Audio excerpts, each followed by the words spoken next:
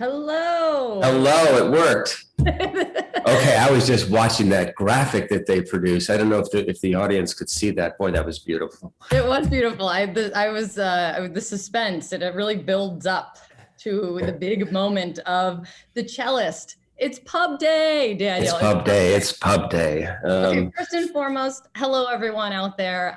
Thank you so much for joining us this evening for a wonderful event hosted by Barnes & Noble. I am Kate Bolduan. I anchor the 11 a.m. program on CNN. You can catch me hosting at this hour from 11 a.m. to noon on CNN every weekday. But more importantly, for the purposes of tonight, you can refer to me as my preferred title, which is the self-appointed president of the Daniel Silva fan club, which is why I'm beyond thrilled to be able to introduce all of you and have a discussion tonight with Daniel Silva, the man, the myth, and the legend. I'm going to just close your ears for a second, Danny, because I'm going to brag about you. The book is already #1 on several lists, and it just launched today, which is amazing. But Daniel is the award-winning author and creator of the Gabriel Allon series. He has received critical acclaim around the world for his novels. And I believe your books have been translated into something like more than 30 languages at this point. The Cellist is Daniel's 24th novel, the 21st in the Allon series. And also worth noting that he is married to Jamie Gangel, the brilliant Jamie Gangel, who just happens to be a dear friend and colleague of mine. Danny, how are you doing? It's great to see you. I'm doing great. I'm doing a lot better now that I'm here with you. Just a funny thing about you were just talking about Jamie. She is the woman on the cover of this book. We snapped this of her as she was running up a flight of stairs, and she was gracious enough to allow us to use it on the cover. So I'm on the back, but more importantly, she's on the front. I love it. I love it. That's awesome. Okay, so the 24th book, the 21st in this series, it's amazing. I mean, what do you say about that? We used to joke around when I was starting out. I used to say that 4 sounds like a nice number, nice and even. 4 wins. I thought 4 would be a great career, and so I can't believe that I've written 24 novels. Someone asked me at a dinner party the other night, my first dinner party after the pandemic, how many have you published now? I said it out loud, and it just sort of seemed bizarre. So I was much younger when I started out. I have aged considerably doing 24 novels in 24 years. But one thing that I've always admired about in writers is longevity and the ability to produce for many, many years. I was speaking to Joyce Carol Oates's editor yesterday. I had a chance to spend some time with him, and here, I believe that she's over 80 years old now, and she works every single day. She publishes constantly. She's constantly writing short stories. I just admire that so much. And I hope that I have the energy to continue for another 10 or 15 years. And so do I, and everyone here tonight. So here to that. Let's jump into the Cellist. So without too many spoilers, and I'll try to do the same tonight because the best part about my job is I got to read it already. What is Gabriel up to this time?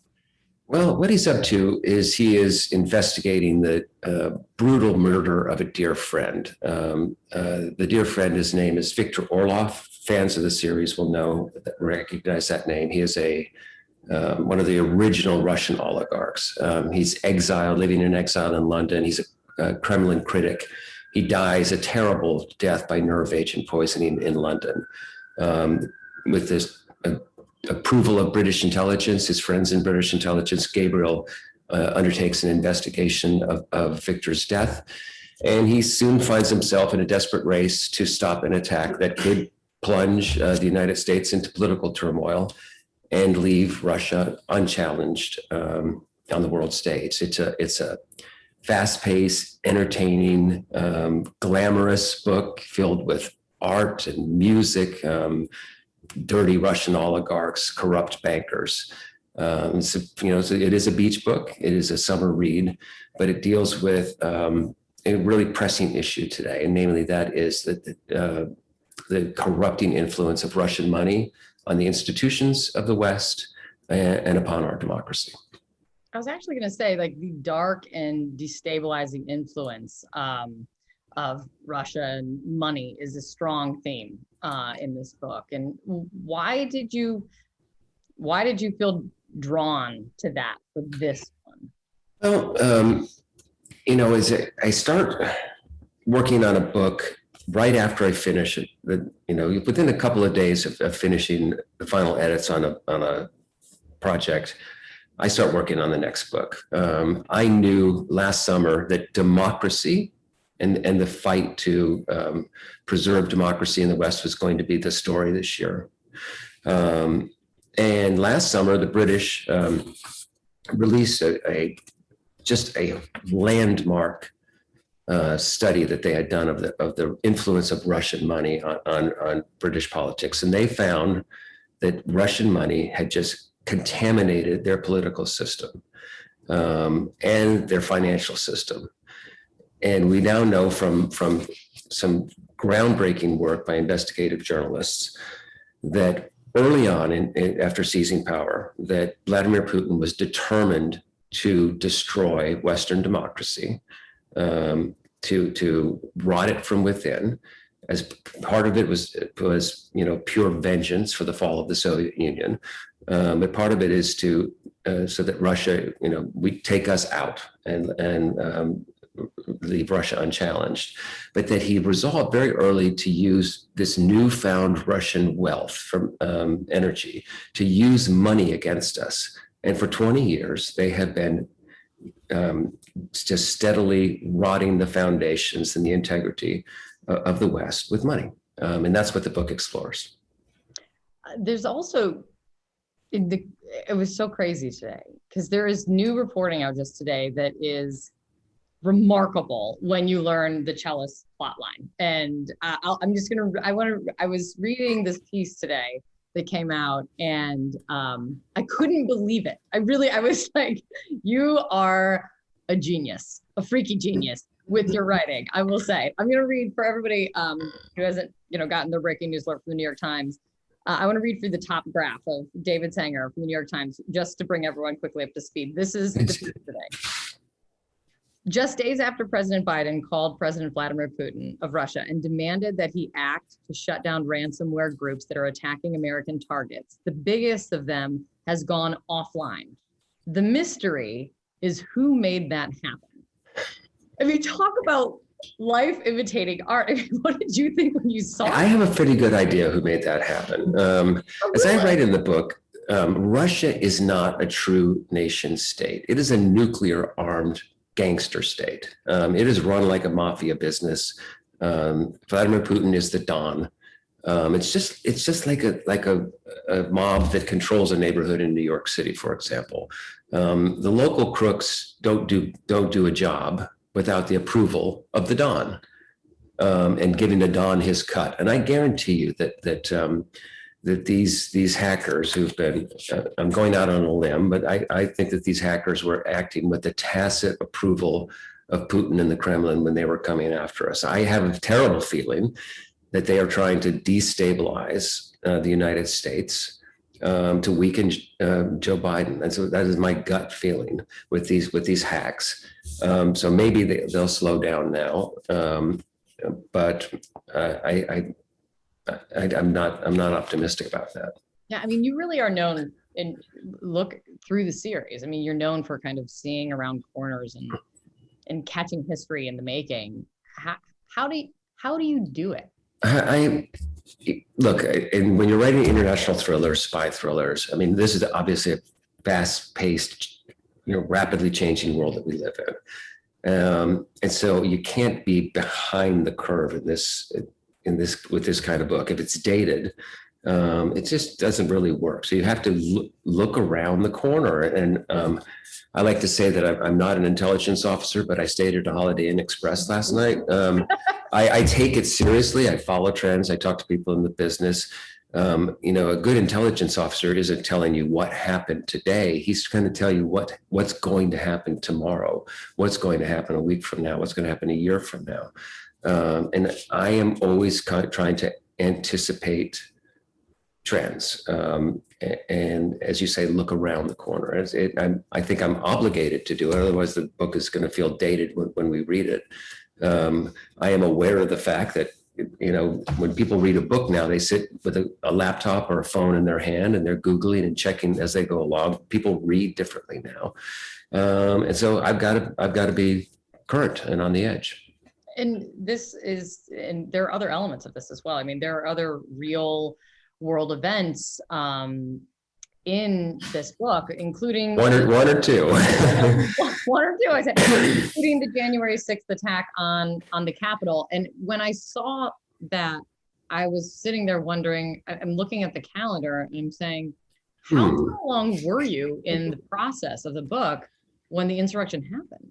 I would say I would call it half to 2/3 of the way through the first draft, and January 6th. And so I was, when the 1st of January, that's real deadline pressure for me. That's really when I've got to really put the hammer down and get it done. So I'm locked in the office, working away. Jamie calls me on the phone and says, you need to go upstairs and turn on the television. I said, I don't want to turn on the television. I don't have a TV in my office. She says, you got to go turn on the TV. I go upstairs and I switch on CNN and I see that thousands of supporters of an American president are rampaging through the Capitol, that the president of the United States has incited an attack on a co-equal branch of government. Talk about destabilizing. And I stood there like, I guess, most Americans for about 8 to 10 hours watching this story unfold. And I knew that I was so outraged by it, so saddened by it. I mean, 20 years after 9/11, roughly 20 years after 9/11, after all the trillions of dollars that we spent protecting this country from terrorist attack, 20 years after members of Congress had to flee that building because we thought there was an airplane headed toward that building. Jamie was on the air that day. She was breaking news about that airplane. 20 years after that happened, to see members having to flee a mob of their own citizens. How did we get here? What is the through line? What the hell happened? And I just woke up the next morning and said, I have got to incorporate this into the story. It fit exactly into what I was writing about. It was almost as though I couldn't not write about it. But I had a little dilemma. So how do I do this and still make my deadline? So I started that day writing a whole new ending to the book from that point forward. Really? Yeah. And then so I finished that. The problem was that it did not match the first half of what I'd written. Yes, I could take some of the elements, but it was different time. It was post-pandemic. Everything was, so much about it was different. So I had to rewrite the entire thing in a span of about 6 weeks. And I got it done, and with the help of my production team at HarperCollins, I was able to keep revising and keep rewriting all the way through the production process. I made my final corrections on this thing about, I think, June 1st. Oh my God. It took a while to just get it all smoothed out, to get all the, make sure everything was married up. So it was a couple of times I just put my head on my desk and said, what in the world have you done? What were you thinking trying to do this? But I got it done and I'm glad. And the final change I made to the book was to rewrite the dedication. And I dedicated it, I'm going to read it aloud actually, for the officers of the United States Capitol Police and Washington's Metropolitan Police Department who defended our democracy on January 6, 2021. And the guys fought for their lives. As hard as they fought, they actually lost that fight for a few hours. The Capitol fell to an insurrectionist mob. They were in the chambers. They had disrupted the constitutionally prescribed certification of the election. our democracy had a near miss. We came that close to losing it that day. Now, understanding what you were up against, I am so glad. Obviously, it's just a reader of your work. I'm so glad you incorporated January 6th, because it really, it's amazing. I mean, it fits so well. And despite the stress, however many gray hairs it gave you, we're very thankful. You've talked to me about your process. I, as someone who has never had the courage to take on actually writing a book, I'm fascinated by every writer's process. And you've talked about it just a bit, but if you're putting out a book every year, you obviously have much less than a year, than 12 months to actually do your writing. Give us all a sense of your process. Well, process is an interesting word because it implies something orderly, and there is something still very organic about writing a book for me. You correctly pointed out that, yes, I publish a book a year, but I don't have a year to write a book. And one of the things I had to learn to do as a commercial author is, how can I write a book and edit a book and rewrite a book in 6 months? It's a difficult, do all the research for it. So my technique is to, when I can see about, that much of the arc, maybe 5 to 6 chapters, I have a foundation, a spine, opening sequence. I've decided which characters of my, family of characters that I'm going to use. General notion of where the plot might be going is I get going as soon as I'm comfortable, as soon as I can see 5, 6, 7 chapters. I'm actually, before book tour started, I was doing that process for the next one. And they actually held up for the most part, through the big rewrite.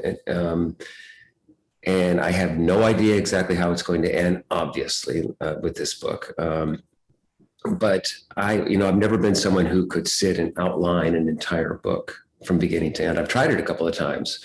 The book really looked nothing like what happened in the end. So I bring it to life on the page. I do tend to write sentence to sentence, paragraph to paragraph, chapter to chapter, bring it to life and get going on as quickly as I can. I research as I go along. I don't do all of the research at the beginning. I'm just researching constantly. So I'm writing during the day, researching and reading at night generally. I want to ask you about research in just a second, but do you still write the book out in longhand? I do. Yeah, I do. I have a lovely office that Jamie designed for me. I have this big, beautiful L-shaped desk that I work at, but I really do most of my writing lying on the floor on my stomach in pencil. And so what I do is I write in longhand, until I sort of fill up a handful of pages, and then take that over to the computer. Generally, so I make it a transition from longhand to original composition at the keyboard. But when I finish a book like this, I have a stack of legal pads about like that. And if I could go through it and pick out, all of the key passages in the novel, virtually all of them were written out in longhand first, sometimes several drafts in longhand. And I know that you were quite particular about the pad of paper, the type of pencil you use. Spill the beans. Like, what's the magic there? Creature of habit, a terrible creature of habit, first of all. And I think a lot of writers are. I mean, I am a real creature of habit. I've been using the same pencil my entire career. A friend of mine, a colleague when I used to work at CNN, turned me on to these pencils. These are the Murado Black Warriors by Papermate, #2 pencils. They are an excellent pencil. And they have a very smooth graphite. They're just a terrific pencil. I had a little crisis not long ago where I couldn't get any, and I rediscovered the joys of a good old Ticonderoga. Schoolboy and Taikon, it's an excellent pencil. So I tend to use both those. I use a great legal pad from Staples, the Sigma. It's a higher quality. It's got a smoother surface to it, so I don't actually wear out the pencil so quickly. If someone comes in and takes one of my pencils, it can be very upsetting to me. I sit and work with a couple of pencils, sharpen them down as I go. And there's just a rhythm to it. It's this way I've been doing it for my whole career. And that's the way I like to write. So wait. I'm not alone, by the way. I mean, I've discovered that journalist, amazing journalistic wife is in need because she's speaking to a source. And I know she has so many of them. And she needs a pencil. And she comes in and takes your pencil. She's the one that's going to get in trouble? Yeah, definitely. And one of the things with my amazing journalist wife and her sources on the phones, we've been stuck in the same space together. And I have discovered recently that she is a loud talker on the phone. When she is breaking news, we refer to her inside the house as the one-woman news machine because she's been breaking a lot of news this late. And she gets on that phone and she's loud, and she likes to work in the kitchen, which is right on top of me. So while she's on the phone breaking news from these sources, I'm downstairs calling up from my office, begging her to be quiet. That is a typical day in the Silva Gangill household. I'm seeing a reality show. Yeah, it would not be good. It would be fantastic. So you talked about your research, and it is clear from your writing that you, and if all of the fans out there that are fans of the series know that you do a tremendous amount of research for your books. I mean, traveling the world, going behind the scenes at the Vatican, going inside KGB headquarters. I mean, but for this past year, it's been unlike any other because no one was traveling. Right. Traveling wasn't possible. So how did that impact your process? How did you adjust to it? That was as a writer, I'm used to working. I guess I'm used to sheltering in place, and being locked in a room writing. So that didn't bother me as much. But I sure did miss traveling and going to the places that I am writing about. A couple of years ago, I wrote a big sequence for a book called House of Spies. It was a big climactic sequence in Morocco. And when it came time for me to write that sequence, I threw my family on a plane and we went to Morocco. And we went all over the country, and I wrote the ending of the book over there. That's typically the way I like to try to do things. And for 2 years, I just haven't been able to do that. Much of this book is set in Geneva, but it has a big climactic scene in Courchevel. I mean, I would have liked to go to Geneva and Courchevel to write the end of the book. I enjoyed Geneva and Courchevel. Could not do that, obviously. So hopefully next year, but now we've got some Delta variants popping up, and so we'll see how that goes. But I will say, Danny, you started throughout the story. Still, there's such rich detail on locations in each scene. I mean, I have pages marked of how you really take, like, I felt like I was in Bern, Switzerland, though I have never been there. And just the way you took me to the street corner and you took me through the city. And that's the same way in so many other locations in this story, which is why it's amazing as you weren't traveling. But that kind of characteristic you have of having such detail. Yeah. Well, I've spent a lot of time in Switzerland. Contrary to Gabriel makes lots of jokes about Switzerland. That all stories seem to drop him back into Switzerland. All roads lead to Switzerland for Gabriel. Well, I love Switzerland. I love spending time there. So we've spent a lot of time in Switzerland, and I guess that if you actually looked at those passages carefully, what you'd see is just proper technique of point of view of the character.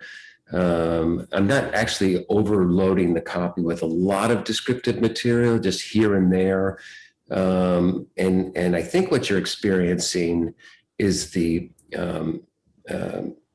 the scene is coming to life because the characters seem so real in the scene, and then your mind is actually picturing what's going on there. So it's just a sort of magic spell that writers can cast. And so, but if you actually looked at it very, very carefully, yes, there's a spot there in the burn sequence where our cellist makes a drop of some documents. But it's really just sort of proper technique and point of view that I use.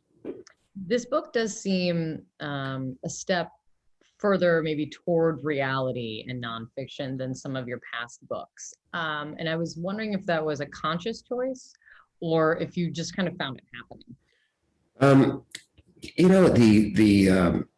The operation itself. Okay, so there is a wonderful operation that Gabriel uses to penetrate this entourage of this Russian billionaire. It's got a long lost painting by Artemisia Gentileschi. It's got a gala museum reception featuring music. There's a lot of glamour in the book and glitz and glamour, and I love that.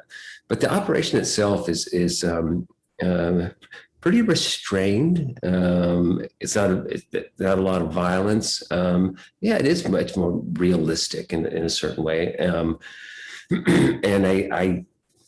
I hope I've in my own little way shown a way to deal with these guys. One of the things that I was confident about, if there was a change of administration, and I was confident there was going to be a change of administration, was that the new Biden team was going to take the threat of Russian money seriously. For lots of reasons, the previous administration didn't. And just actually about 2 or 3 weeks before this book was published, the Biden administration came out with a new policy that it declared corrupt cash flows and money laundering and activity by Russian kleptomaniacal oligarchs as a threat to national security and a threat to democracy. It's exactly what is in the book. And they basically declared open season on these guys, and we're turning our intelligence services loose on the Arkady Akimovs of the world. Arkady is the fictitious character in the novel who's representative of Putin's inner circle. And so it really synced up nicely with what is going on in the world. And this is something that we're just starting to get a grasp on, but how much of the global financial system is just awash with dirty, rotten money that's generated from crime and kleptomaniacal rulers. They love to bury it in the United States because of the financial depth of our markets. I hate to say I guarantee it, but I almost guarantee it that Vladimir Putin owns major amounts of American property and other assets. Secretly, of course. Of course, unless you have something to say about it with Gabriel, Alana, and team. There were audience questions that the team pulled together that were submitted ahead of our chat, and there's some, and would not be surprising to you, of fans of the series. There are some really good questions, so I want to bring those in as well. The first question was, how, when, where did you realize the character of Gabriel Allon, and was he a person you had in mind, or from history, or from someone you know? How, when, and where? Eureka moment. 35th Street in Georgetown, late morning walk with Jamie. I'm working on the character sketch for Gabriel. I wanted him to have a distinct other side to his character besides just being a professional intelligence officer. And we were having dinner that evening with a dear friend of ours who actually is one of the world's finest art restorers. In fact, his name appears in this novel, David Bull. We're walking down 35th Street in Georgetown. Jamie says, "Don't forget we have dinner tonight with David and Teresa." I stopped dead in my tracks. I said, "That's it. Gabriel Allon is an art restorer. That's what he does. This nice Jewish boy I'm going to turn this guy into an Italian art restorer." And I put the idea to David Bull. I pulled him aside at dinner and said, "Listen, I have this crazy idea. This is what I want to do." He says, yeah, no problem. I can help you with that. And he helped me put together the particulars of his backstory, took me into the conservation lab at the National Gallery, and where I sort of learned the nuts and bolts and basics of art restoration. And it was just a bolt from the blue, strike of good luck that it happened to hit me in a frame of mind where I was actually creating the character. And look, it was obviously one of those incredible fortuitous ideas. I can't overstate the role that restoration plays in the series. Everything revolves around restoration. In a very real sense, the most important restoration that takes place in this novel is that Gabriel restores the title character of the book, the cellist. He gets her to where she should have been in the first place in her life. He can fix paintings. He can fix people. He can right historical wrongs. He can make an old car run again. He's just one of these people that can fix things. It deals quite obviously with the Jewish concept of tikkun olam, repair of the world. Gabriel is gathering up the sparks, as we like to say, left over from creation. Restoration is everything. I love that. That theme is just throughout the series and throughout every book. And it really, I mean, talk about the need for more tikkun olam in the world right now is quite something, right? Yeah, we need someone like him right now. I mean, you were on the air today. Let's see, we had South Africa, we had Cuba exploding, we have Texas lawmakers hiding out in Washington, D.C. because they're trying to preserve voting rights in their state. We have a planet that's burning up with global warming that we're not able to do anything about right now. We have a lot of problems. And you want me to look around the corner a little bit? I see some very turbulent years ahead for us. Yeah. Another question from the audience is, as Gabriel Allon continues to age throughout your series, do you anticipate an heir apparent to his position? Story to be continued. Not an heir apparent to Gabriel. I have hinted very clearly, you've read this book and the previous book, we know where Gabriel is pointed to. I've actually begun work on the next entry in the series. So look, he was older when I created him because he was not meant to be a continuing character. I didn't know that he would obviously appear in 21 books. And he has aged, roughly in sync with the real. Gabriel's universe is sort of roughly in sync with our universe. And this one is directly in sync with our universe. And that doesn't mean, though, that I can't sort of pause the clock a little bit for a few books when I move him into the final phase of his career and his life. I have at least 2 additional Allon books on the drawing board. I'm working on one. I've got another one that I'm considering writing after that. So I would like to write him as long as I can, and as long as he continues to hold my interest. And I'm not going to actually worry about how old he is. He's got a gorgeous young wife. He's got 2 young children. At a certain point, someone's age really doesn't matter. It goes away.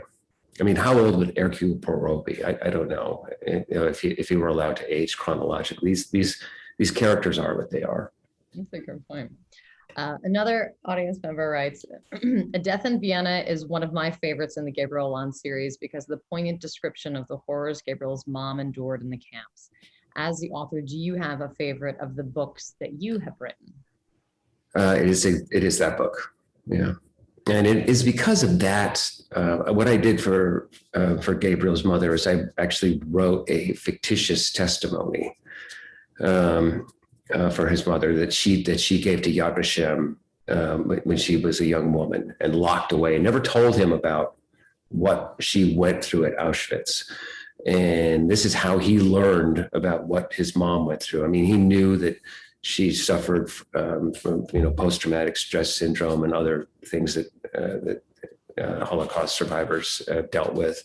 He knew that she had a number tattooed on her arm, but he didn't know. She never told him. She hid all that from him.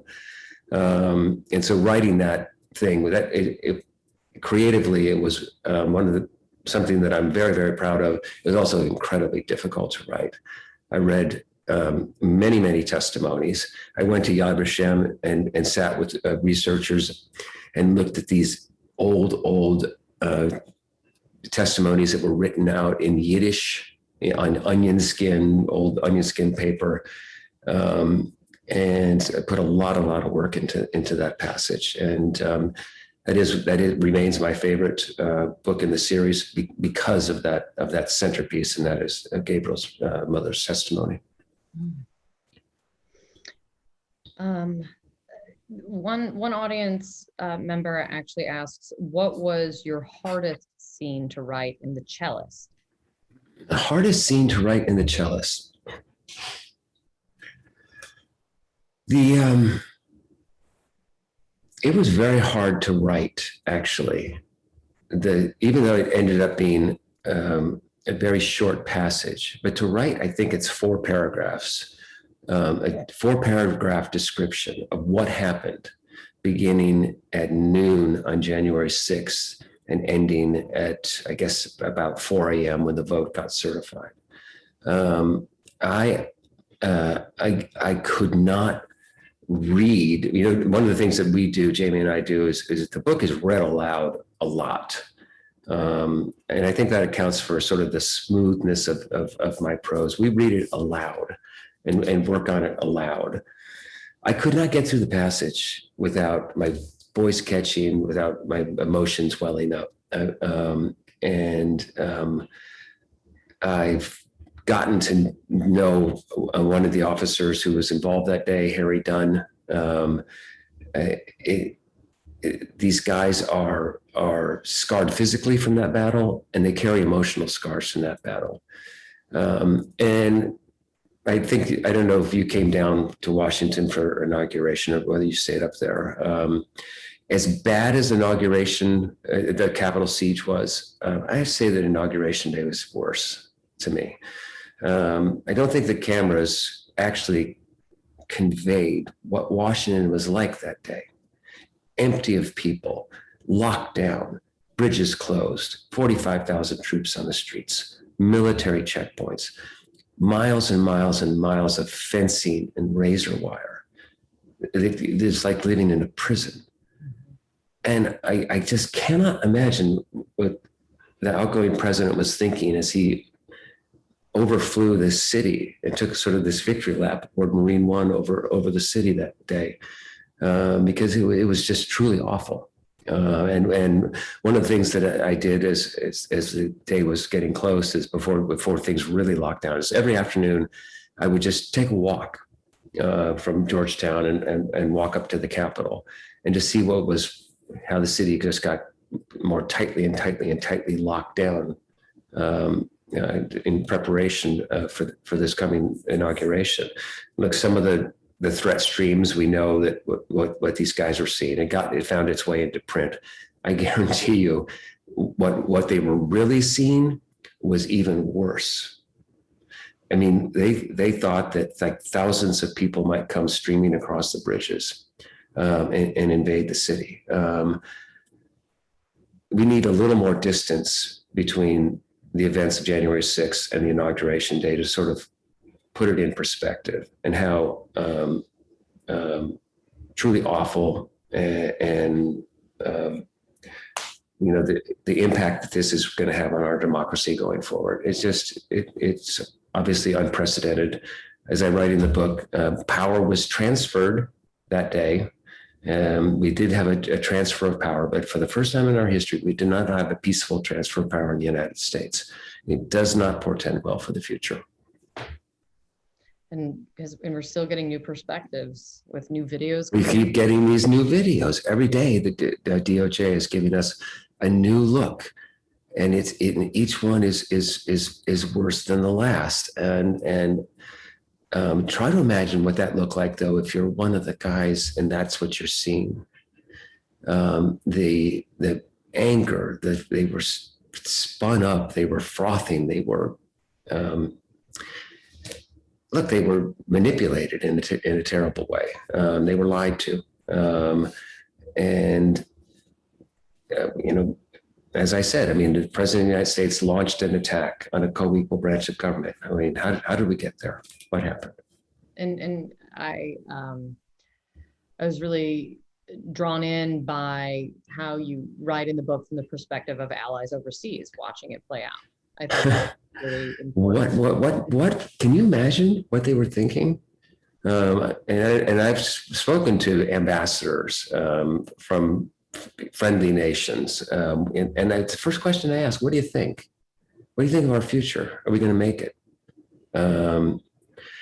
President Biden has done a great deal of work trying to repair, we'll call it the old Atlantic Alliance, get our relations back together with our closest allies. They're not betting on us, actually. They're glad to have us back in the club, but they're worried. And I think one of the most interesting conversations I had was with an ambassador from an authoritarian country that is under pressure to reform and to have a little bit more democracy. And the impact of January 6th on that country and its leadership, like why would we have a system like that? We can hold this up and say, do you really want this? Or would you prefer that we remain in power? It did enormous damage, not only to our democracy, but to democracy around the world. And I have to say, it's as I write in the afterword of the book, I mean, Vladimir Putin must have just loved it. He must have just loved it. The thing that he fears the most is a color revolution, an orange revolution, is people going in the streets and overthrowing him.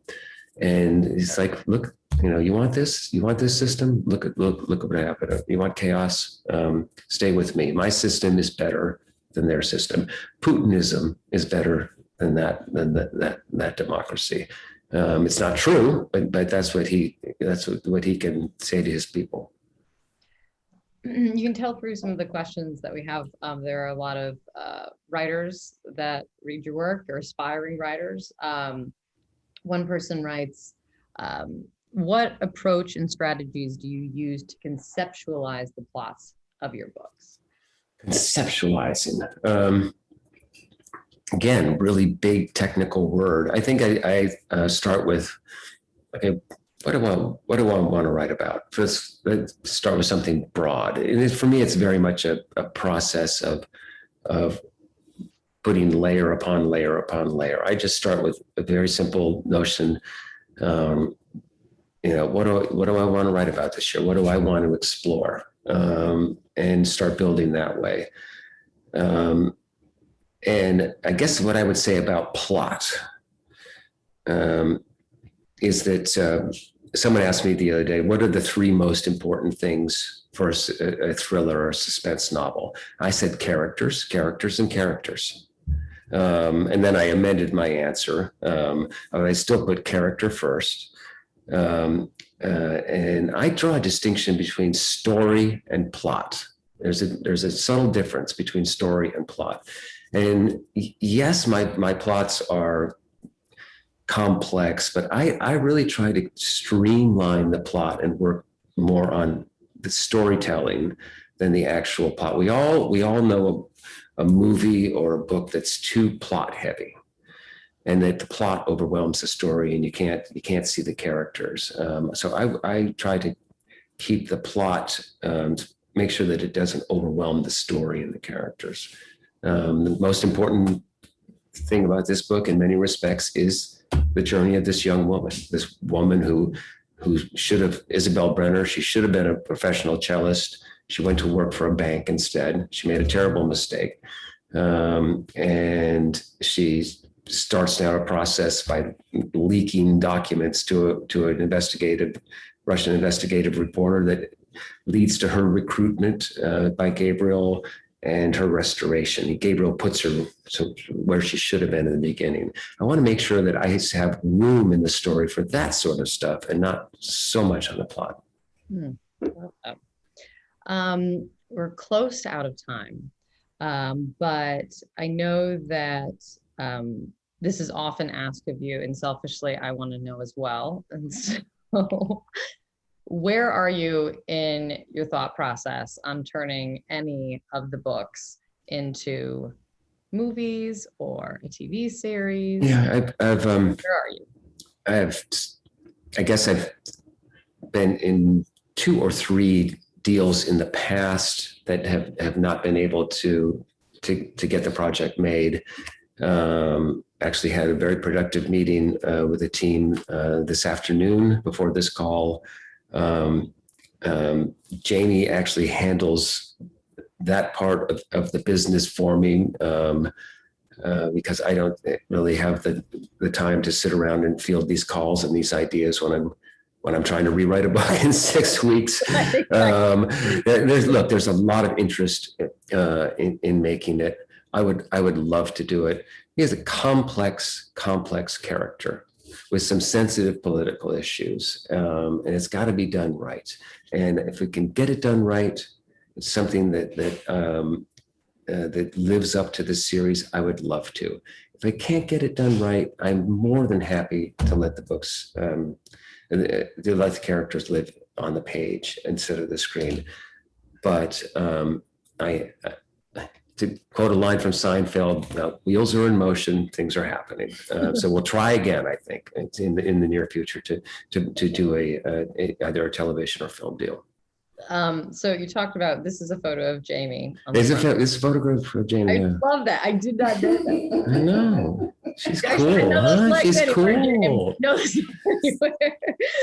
but on the back, and we have that's me. This photo on the back of the book. I have heard that fans are often writing and asking, are you the real Gabriel? Oh, come on. If not, have you come on? I'm a nerd. Really is just asking to be Gabriel. No, I am not the real Gabriel Lon. I don't think of myself as Gabriel Lon. I don't pretend that he's my alter ego. Do we share certain characteristics? Absolutely. Does every writer leave little bits and pieces of himself in every single character that he creates? Absolutely. Do we do it consciously all the time? No, it slides in unconsciously sometimes. So look, we have some things in common. But I don't think of myself as my character. I could not do the things that he has done in his life. I wouldn't want to have lived his life. But I do enjoy spending time with him. One of the things I've loved about Gabriel as he's gotten older is that his sense of humor has really come through. It's true. And I have spent a lot of time with Mossad people, and this might sound kind of crazy, but Mossad guys are really funny. They are smart, funny, black senses of humor. And it's something that has crept into the series as he's got older. It happens quite naturally because he's just a funny guy, and he is getting more and more interesting to work with as the years go by. A little birdie told me that Jamie can sometimes hear you behind closed doors laughing. Yeah, I laugh out loud. Like, what goes on there? Like what goes on there when the magic really happens? One of the things that I do is I never really sit and stare at a screen and try to compose something there. I have thought and visualized the scene for a period of time before I start trying to write the scene. I'm a big believer in visualization and just watching the scene unfold. And if I do it right, it's not that I'm really making up what they're saying. I'm just writing down what they're saying. I know that sounds nuts. But if I can really see it very clearly in my head, sometimes I feel more like a stenographer, and they just say funny things to each other, and it does make me laugh. And that's when she's starts calling for medical help and saying like, maybe this guy's been writing too long. But I do, when something is really funny on the page, it does make me laugh. We need to wrap up, but I didn't know if you had any other. I'm so sorry. I'm so sorry that we have to go. Or message to your fans, or anything about the book, or anything about the moment. What I want to say is thank you to everyone for joining us. This is now 2 years. I have, for almost 20 years now, my books have traditionally kicked off here in Barnes & Noble in New York. My book tour always begins Barnes & Noble, New York, and we haven't been able to do that. And so I want to thank everyone for tuning in tonight. And hopefully that we will, I hope maybe next year, be able to do this in person. Yeah, let's do it next year in a Barnes & Noble. But you have to interview me though in a Barnes & Noble next year. I mean, if you twist my arm. Kate, thank you so much for taking so much time out of your busy schedule and doing this. I know how hard you work. I live with this one over here. She's sitting on the other side of the desk here. She's a reporter. You're an anchor. I know that someone in the business. I know the amount of work that goes into getting ready to sit down at that desk at 11 o'clock. And I cannot thank you enough for taking an hour out of your time and doing this with me tonight. It's a real honor. Thank you so much. It's not work when it's fun, that's for sure. And thank you for bringing this is, albeit very close to reality sometimes, this is my escape from the day-to-day. So thank you. Thank you. Say that on behalf of everyone that's listening. So thank you so much for doing this. Okay. Thank you so much for everyone for joining us. I really wish we were all in the same room and we could feed off each other, but next year. And thank you, Barnes & Noble, for hosting all of us. Very brief housekeeping, a reminder, your signed edition of The Cellist will be delivered to you in about a week. 8 to 10 business days is what we're told. Cross your fingers that it will come a little faster. In addition, additional copies of The Cellist, as well as Daniel Silva's backlist, are available 24/7 on bn.com, as well as your local Barnes & Noble stores. Thank you so much, Danny. It's great to see you. Thanks. Good night, guys. Good night.